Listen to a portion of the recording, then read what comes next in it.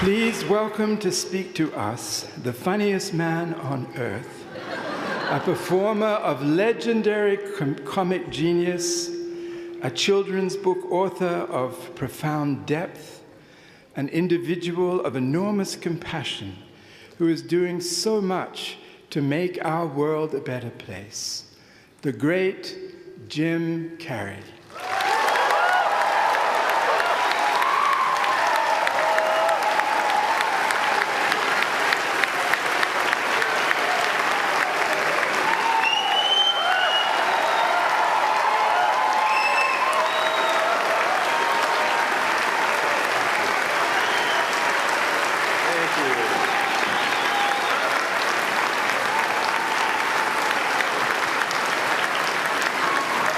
Sitting down for? I was going to milk that for a while. You guys can stretch that out in post, right? You can make that longer in the edit. Thank you, Bevan. Thank you all. Jai Guru Dev.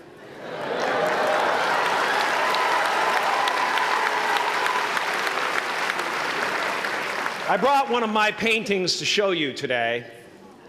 I hope you guys are going to be able to see it okay. It's not one of my bigger pieces, so you might want to move down front. Get a good look at it. Faculty, parents, friends, dignified guests, graduating class of 2014. And all the dead baseball players coming out of the corn to be with us today. After the harvest, there's no place for them to hide. Fields are empty. There's no cover there. I'm here to plant a seed today, a seed that will inspire you to move forward in life with enthusiastic hearts and a clear sense of wholeness. The question is, will that seed have a chance to take root?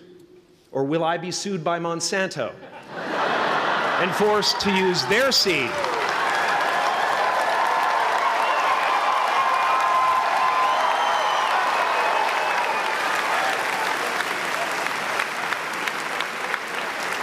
Which may not be totally Ayurvedic. Excuse me if I seem a little bit low energy today, whatever this is. I slept with my head to the north last night.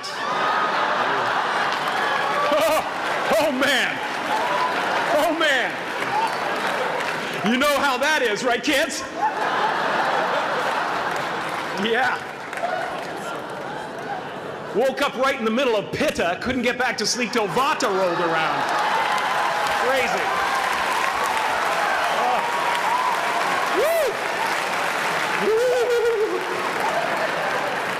But I didn't freak out, you know. I used that time to eat a large meal. Connect with someone special on Tinder. Because life doesn't happen to you, it happens for you. How do I know this? I don't, but I'm making sound, and that's the important thing. That's what I'm here to do. Sometimes I think that's the only thing that's important, really, you know? It's just letting each other know we're here. You know? Reminding each other that we're part of a larger self. I used to think Jim Carrey is all that I was. Just a flickering light, a dancing shadow, the great nothing masquerading as something you can name. Seeking shelter in caves and foxholes dug out hastily, an archer searching for his target in the mirror, wounded only by my own arrows, begging to be enslaved, pleading for my chains, blinded by longing and tripping over paradise.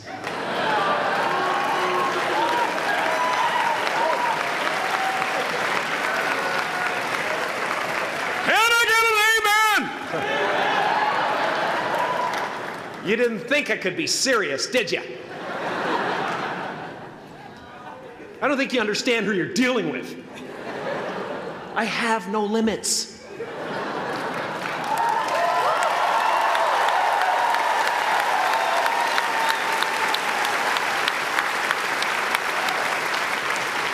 I cannot be contained because I'm the container. You can't contain the container, man. You can't contain the container. I used to believe that who I was ended at the edge of my skin, that I had been given this little vehicle called a body from which to experience creation. And though I couldn't have asked for a sportier model, it was, after all, a loaner and would have to be returned. Then I learned that everything outside the vehicle was part of me too. And now I drive a convertible.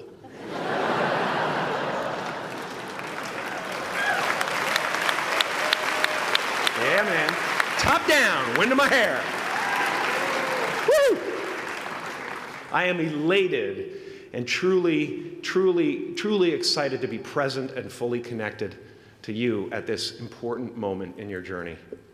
I hope you're ready to open the roof and take it all in. Okay, 4 more years then. They're obviously not ready. Just need some more cooking.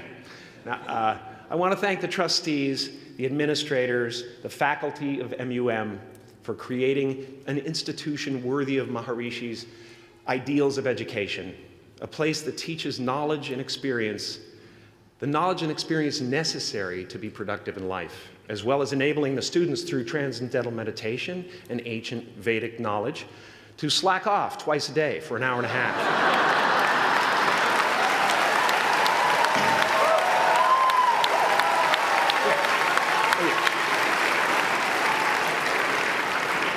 Don't think you're fooling me. But I guess it has some benefits. It does allow you to separate who you truly are and what's real from the stories that run through your head. You have given them the ability to walk behind the mind's elaborate set decoration and to see that there's a huge difference between a dog that is going to eat you in your mind and an actual dog that is going to eat you.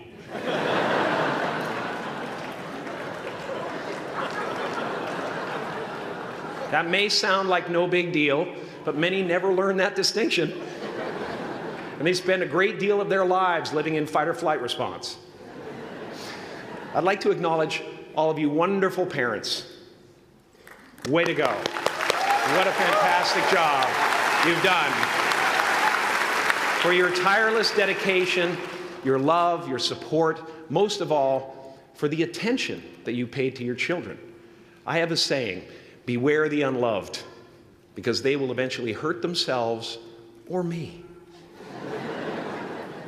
But when I look at this group here, you know, I feel really safe. I do. I'm just going to say it. My room is not locked. My room is not locked. No doubt some of you will turn out to be crooks.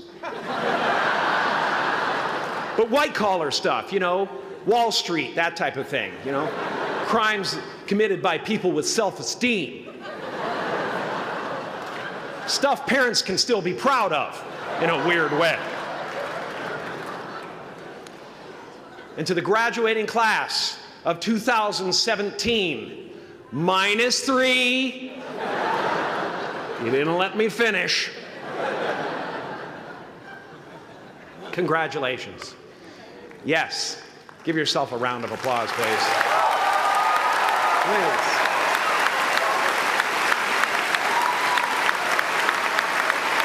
Yeah.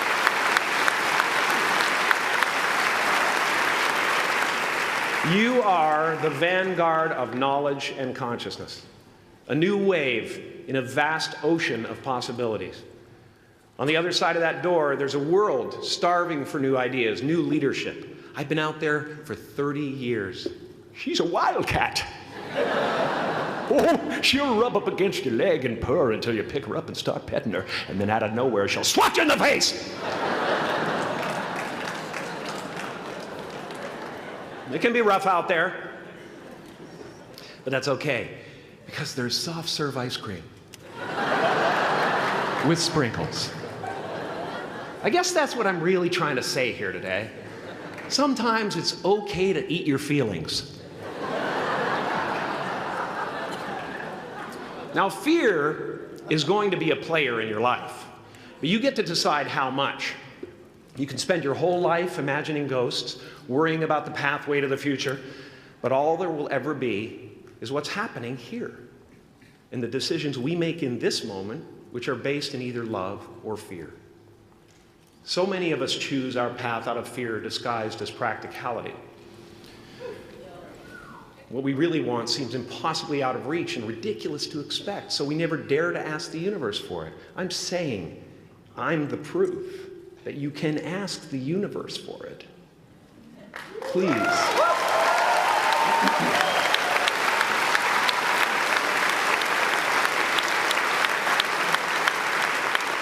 And if it doesn't happen for you right away, it's only because the universe is so busy fulfilling my order.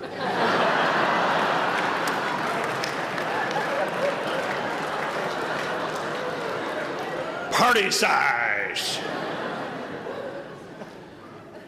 My father could have been a great comedian, but he didn't believe that that was possible for him. And so he made a conservative choice. Instead, he got a safe job as an accountant. And when I was 12 years old, he was let go from that safe job. And our family had to do whatever we could to survive. I learned many great lessons from my father, not the least of which was that you can fail at what you don't want. So you might as well take a chance on doing what you love.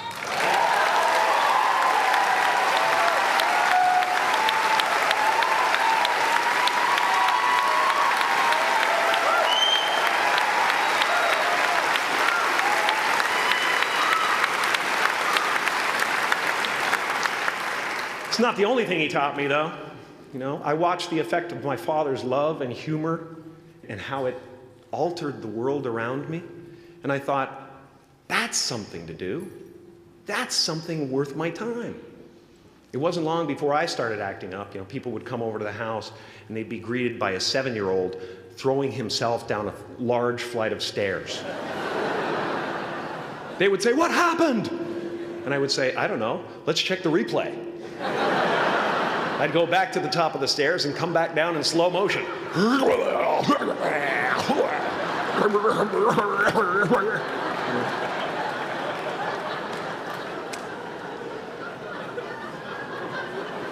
It was a very strange household. My father used to brag that I wasn't a ham, I was the whole pig.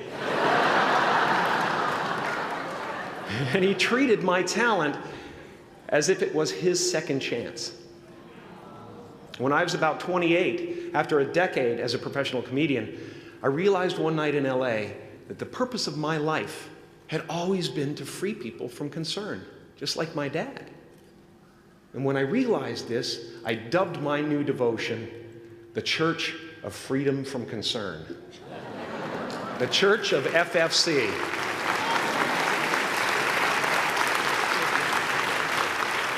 And I dedicated myself to that ministry. What's yours? How will you serve the world? What do they need that your talent can provide? That's all you have to figure out. As someone who's done what you're about to go and do, I can tell you from experience, the effect you have on others is the most valuable currency there is.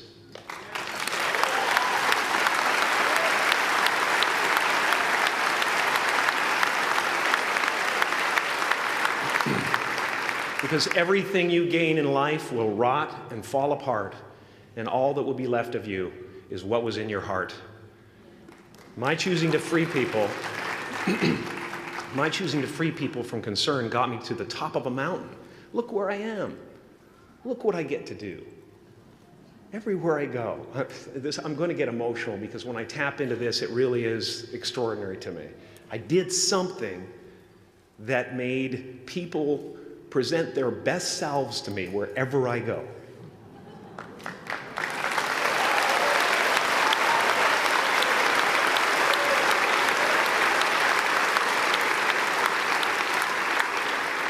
I am at the top of the mountain, and I was, and the only one I hadn't freed was myself, and that's when my search for identity deepened. I wondered who I'd be without my fame. Who would I be if I said things that people didn't want to hear? Or if I defied their expectations of me? What if I showed up to the party without my Mardi Gras mask and refused to flash my breasts for a handful of beads?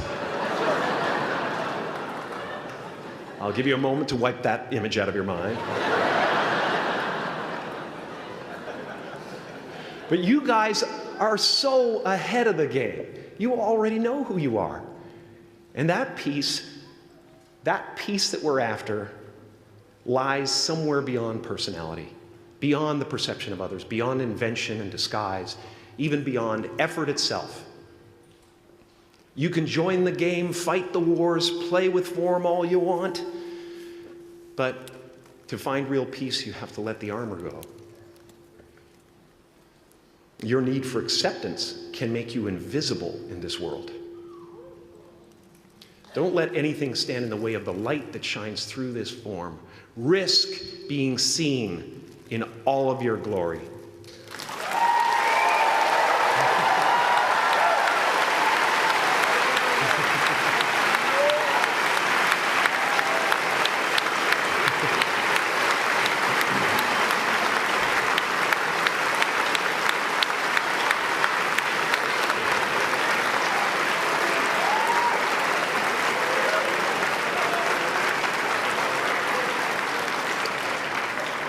It's not big enough. This painting is big for a reason. It's called high visibility. It's about picking up the light and daring to be seen. Here's the tricky part. Everyone is attracted to the light. The party host up at the top, who thinks unconsciousness is bliss and is always offering to drink from the bottles that empty you. Misery below her. Despises the light, can't stand when you're doing well, wishes you nothing but the worst. The Queen of Diamonds, under him, needs a king to build her house of cards.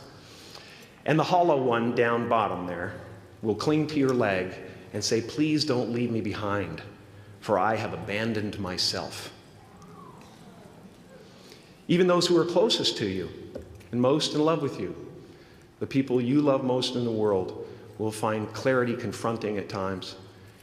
This painting took me thousands of hours to complete. And when I was finished, thank you, thousands of hours, yes. I'll never get them back. I'll never get them back. I worked on this for so long. I was weeks and weeks like a madman alone on a scaffolding. And when I was finished, one of my friends said, this would be a cool blacklight painting. So I started over.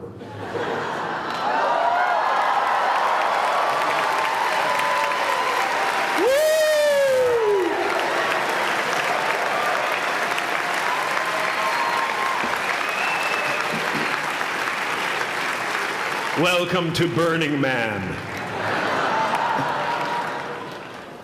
Some pretty crazy characters up there, but better up there than in here. You know, painting is one of the ways, thank you. Painting is one of the ways I free myself from concern, a way to stop the world through total mental, spiritual, and physical involvement. But even with that comes a feeling of divine dissatisfaction, because ultimately, we're not the avatars we create. We're not the pictures on the film stock. We are the light that shines through. All else is just smoke and mirrors, distracting, but not truly compelling. I've often said that I wished people could realize all their dreams and wealth and fame, and so that they could see that it's not where you're going to find your sense of completion. Like many of you, I was concerned about going out into the world and doing something bigger than myself, until someone smarter than myself made me realize that there is nothing bigger than myself.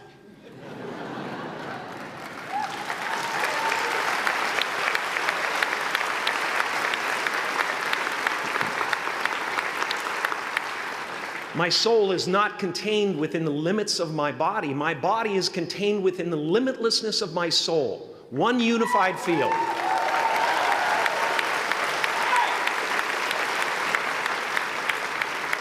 One unified field of nothing, dancing for no particular reason, except maybe to comfort and entertain itself.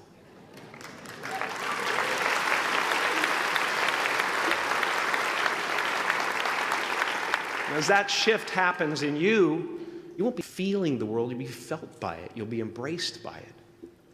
Now I'm always at the beginning. I have a reset button, and I ride that button constantly. Once that button is functioning in your life, there's no story that the mind could create that will be as compelling.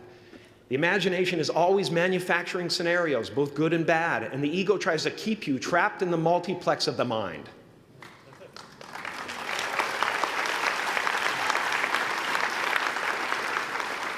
Our eyes are not viewers, they're also projectors that are running a second story over the picture that we see in front of us all the time. Fear is writing that script, and the working title is, I'll Never Be Enough.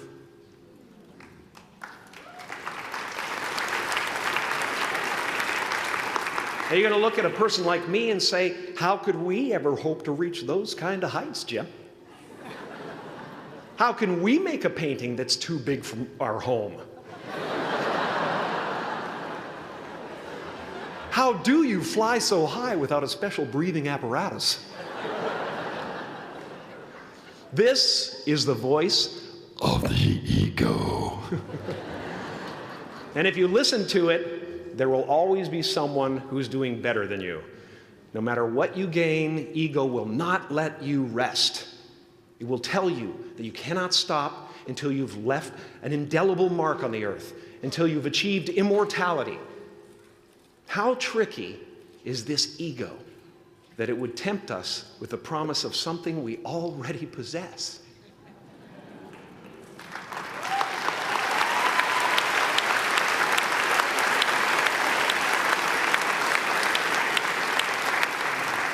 So, I just want you to relax.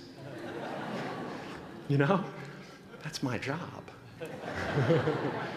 Relax and dream up a good life. I had a substitute teacher from Ireland in the 2nd grade that told my class during morning prayer that when she wants something, anything at all, she prays for it and promises something in return, and she always gets what she wants.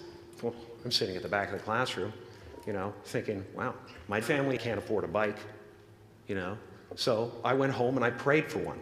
And I promised I would recite the rosary every night in exchange. Broke that promise. But 2 weeks later, I got home from school to find a brand new Mustang bike with a banana seat and Easy Rider handlebars. Yeah. From fool to cool.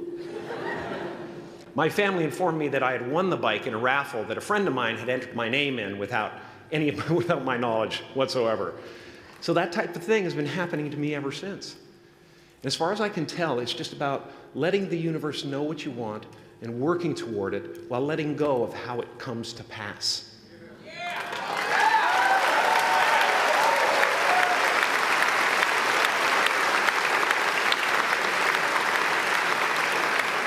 Your job is not to figure out how it's going to happen for you, but to open the door in your head. And when the door opens in real life, just walk through it.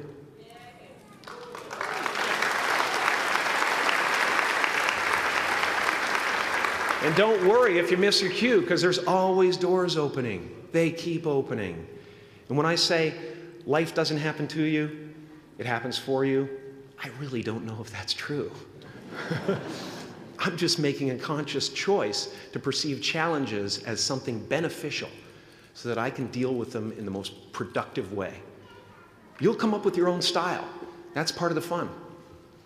Oh, and why not take a chance on faith as well?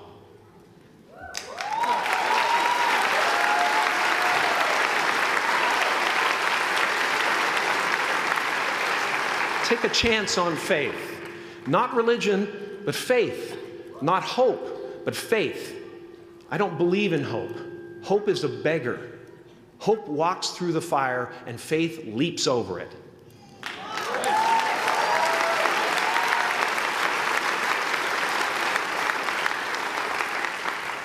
You are ready and able to do beautiful things in this world.